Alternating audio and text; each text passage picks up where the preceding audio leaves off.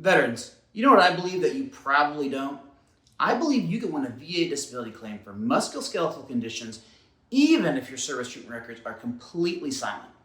Most veterans think, if it's not in my medical file, then I'm screwed. I think the opposite. Silence does not mean absence. It just means the VA hasn't been told the story the right way yet. And if there's one thing I know, it's how to make the VA listen when they'd rather pretend not to. Here's the truth. The VA wants you to believe if it's not written down, it never happened. But let's be honest, if the military actually documented every ache, pain, twisted ankle, and pulled muscle, well, medical records would be thicker than a phone book in the 90s. And for you younger vets out there, Google what a phone book is. So let's break it down. When I say silent treatment records, I mean you served your whole career, maybe even deployed, and your medical file looks cleaner than a boots room before inspection. No sick call slips, no clinic notes, no my knees hurt after running 15 miles entries, just silence. Why? Well, it's because the culture of the military practically breeds silent records. Nobody wanted to be labeled a sick call ranger, a profile warrior, or that soldier everyone accused of being lazy. You didn't want your platoon sergeant looking at you like you were trying to dodge work.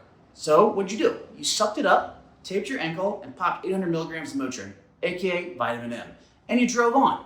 I mean, let's be real. How many of us heard hydrate, take Motrin, and change your socks? And we took it as actual medical advice. If the VA counted Motrin as official documentation, hell, 90% of us would already be rated at 100%. So what did you do? You toughed it out. You pushed through the pain. You thought you were doing the right thing.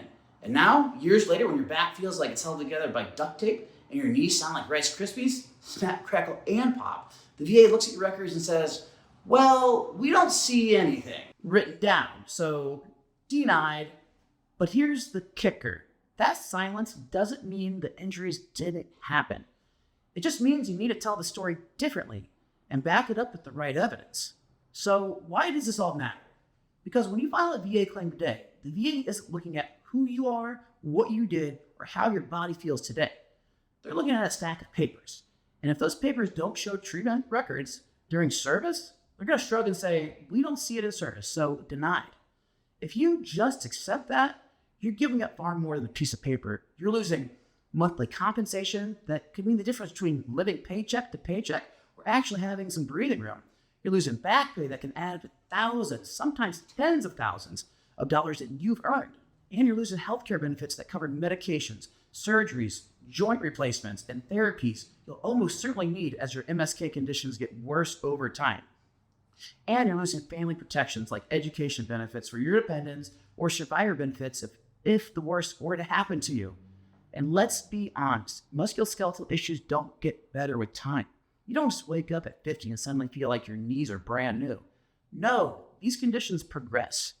That back pain you've had for years, that can turn to spinal degeneration. That ankle sprain you ignored in the field because of arthritis. If you don't go to the VA to recognize now, you may be fighting for benefits for years down the road when your mobility is gone. The bills start to stack up, and it starts to feel 10 times harder.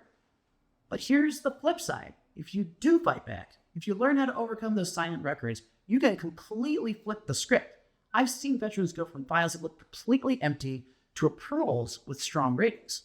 That can be the difference between barely getting by and finally getting the care, the stability, and the peace of mind you and your family deserve. Think about it.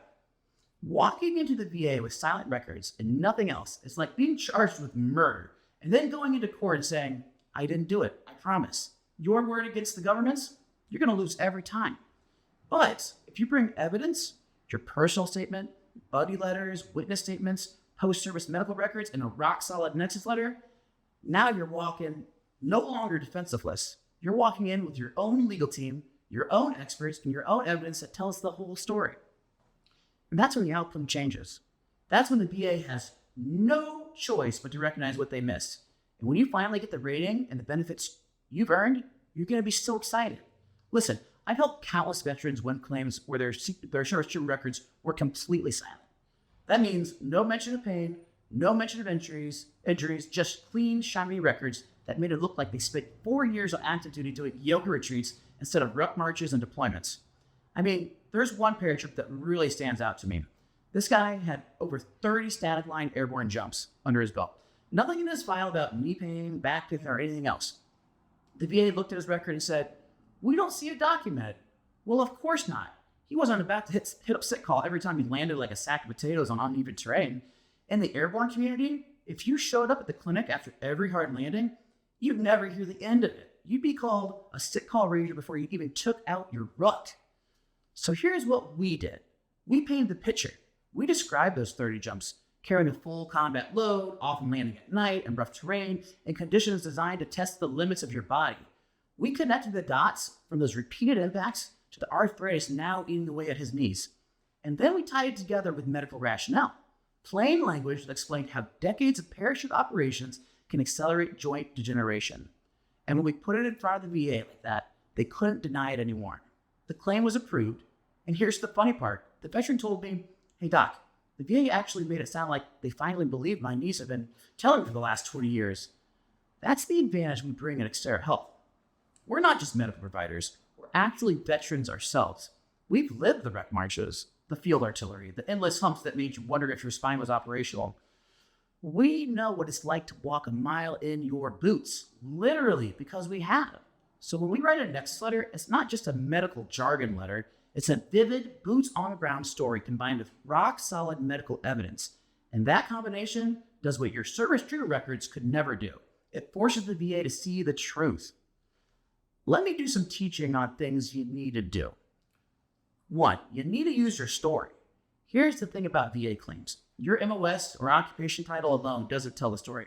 Saying, "I was an 11 Bravo" or "I was in field artillery" might mean something to you or another veteran, but to a CMP examiner who's often never served a day in their uniform, it means absolutely nothing. To them, 11 Bravo might as well be a model number for a vaccine figure. That's why you've got to paint a vivid picture of what your body endured. Don't just throw out the job title, make it real. Instead of saying, "I was infantry," say, "I carried 80 pounds of gear on my back, humped 15 miles at a time in boots, not designed for comfort, across uneven terrain while sleep deprived, and did it week after week after week." That's a very different image, and it suddenly makes your sense, and suddenly makes sense why your knees, hips, and back look the way they do today. Or let's say take field artillery. Don't just say, "I was in artillery." Explain it, "I lifted 95-pound rounds repeatedly, loaded cannons, stood on concrete in every kind of weather, and did it for hours at a time while exposed to constant concussive blasts." Now the examiner starts to understand why you've got back problems, why you have hearing loss, and maybe a shoulder that doesn't rotate anymore. Remember, these examiners were not there. They didn't hump the ruck. They didn't jump out of the planes. They didn't drag a howitzer shell through the mud. If you don't spell it out for them, they're going to assume your military job was about as physically demanding as, say, sitting in a swivel chair. And don't be afraid to add some details that drive home the culture too. For example, explain that in your unit, complaining about pain was the fastest way to get labeled weak, so you just kept pushing through. That adds context to your why, and why your records are silent, but your body is screaming now, right? So what I want you to do is write a strong personal statement, and be detailed, be vivid. Don't assume they know what your service was like. Your job is to teach them through your story, and if you don't, they're going to fill in the blanks for you. And trust me, that usually does not end in your favor. Secondly, you need to build a witness testimony. Now let's talk about one of the most underused but powerful tools you got, and that is the witness testimony. When your service trip records are silent, the VA is basically saying, "Well, we don't see it written down, so it didn't happen." That's where the people who lived it with you come in. Those are going to be your buddy statements, spouse statements, family statements, even friends or coworkers who knew you before and after service. They are pure gold in those cases. These aren't just random opinions. They are first-hand accounts that fill in the blanks that the military medical system left behind. Think about your battle buddies. They are right there with you when you were limping after each ruck march, or when you wrapped your knee with 100-mile-per-hour tape because you didn't want to risk getting labeled weak. Their words carry weight because they can say, "Yeah, I saw it and I was there." And spouses, they're usually the most brutally honest witnesses you'll ever have. A spouse can tell the VA, "Hey, my husband came back from deployment walking like he was 80 years old. And every time he tried to mow the lawn, his back gave out. And trust me, the VA listens when it's coming from the person who actually had to deal with your stuff on a day-to-day basis. Hey, parents can be powerful too. They can tell the before and after story better than anyone sometimes.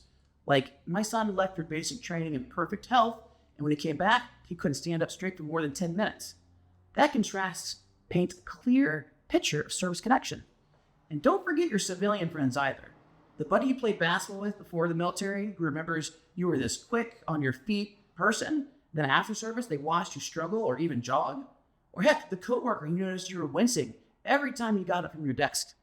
These voices matter because they show continuity outside of the military system. Here's the thing. The VA might ignore when you say it, but when multiple people from different parts of your life are all saying the same thing, it starts to look a lot less like opinion and a lot like evidence. And let's be real. Sometimes these statements are the only thing keeping your story alive. Because without them, you're basically showing up to court and saying, I didn't do it. I promise. But with them, you've got witnesses lined up saying, yeah, we saw it happen, and he's not making it up, and we were there. What I need you to do next is ask those who know your story, and they need to write it down. Don't assume they're going to remember later. Get it done now. The more perspectives you can add, the stronger your case becomes. And hey, if you're nervous about asking, just tell them, look, the VA won't take my word for it, so I need you to back me up. Think of it like building your own little squad to storm the VA's denial fortress.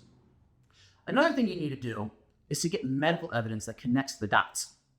All right, so you've got your personal story, witness statements from your spouse, your battle buddies. Maybe even your mom says he left for boot camp running marathons and came back sounding like a bowl of Rice Krispies every time he stood up. That's powerful stuff. But here's the reality. Stories alone won't win cases. This is where medical evidence comes in. The secret sauce that transforms your claim from compelling to undeniable. And that's exactly what nexus letters and independent medical opinions are designed to do. A nexus letter takes all the moving parts, your vivid personal statement, your buddy's letters, your service history, your current diagnoses, and ties them together with medical science. It explains continuity, as in how your symptoms never really stopped, chronicity, as in how they got worse over time, and causation, as in how your current disability links back to your military service. Think of it this way. Your story and witness statements are like the opening arguments in a court case. They get the jury's attention, but the next letter, that's your expert witness walking in with charts, x-rays, and medical literature saying, here's the evidence, here's the science, and here's why the VA can't just shrug this off. Here's where most vets go wrong. They stop at my word. They think if they tell them their story passionately enough, the VA will believe them. But I hate to break it to you guys, but that almost never works. It's like showing up to a gunfight with a Nerf gun. I mean, you're armed technically, but you're not winning that fight. Now, add in post-service medical records, doctor visits, physical therapy notes, imaging that shows degenerative changes, and suddenly you've got a case that not only tells a story, but starts to prove it.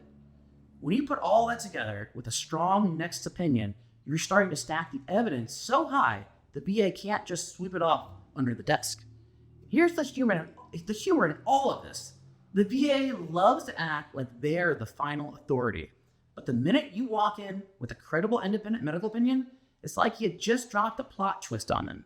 Suddenly, their whole, we don't see it in your service records argument falls apart. It's the VA's equivalent of that moment in a courtroom drama when the surprise witness takes a stand and everyone gasps. Next, you need to don't just stop at your word. You need to back it up. Get your post-service medical records together, gather the proof, and most importantly, get a strong nexus opinion that ties everything together. Because the difference between losing and winning often comes down to this one piece of evidence. So remember this. Silence in your service treatment records does not mean silence in your claim. It doesn't mean you're out of luck. It just means you've got to speak a little louder and smarter with evidence. Think of it like this. The VA is trying to read your story, but half the pages are missing. Right now, they're flipping through your file thinking, well, this guy looks like he did 4 years of yoga and maybe a spa tour. Your job is to hand them the rest of the book, your personal statement, your buddy letters, your medical evidence, so they actually see the real story. The sweat, the rucks, the jumps, the injuries you never reported because the culture was all about shut up and drive on. Bottom line, don't let silent records silence your benefits. With the right strategy, you could take a file that looks like it says nothing happened and turn it into a fully documented, fully approved claim. And that's the difference between limping around untreated while the VA shrugs and finally getting the care, the compensation, and the recognition you have earned. And let's be honest, if veterans only got benefits for the stuff that was written down at sick call, half of us would be rated for nothing but Motrin dependency and chronic sock changing disorder. So don't fall into that trap. Build the evidence, build the story, and force the VA to see the truth. If this video helped, I need you to smash that like button so more veterans can find it. And subscribe to the channel for more videos like this and more straight talk out of VA claims. No fluff, no nonsense, just real answers from someone who's been there. And don't miss the next video right here, where I'm going to show how to get your own doctor or medical provider to admit the nexus between your claimed disability and your service. That video is going to change the game, because once your doctor is backing you up, it's like walking into the VA with LeBron James on your basketball team. You've got backup, and suddenly the whole court looks different. So until next time, stay mission ready.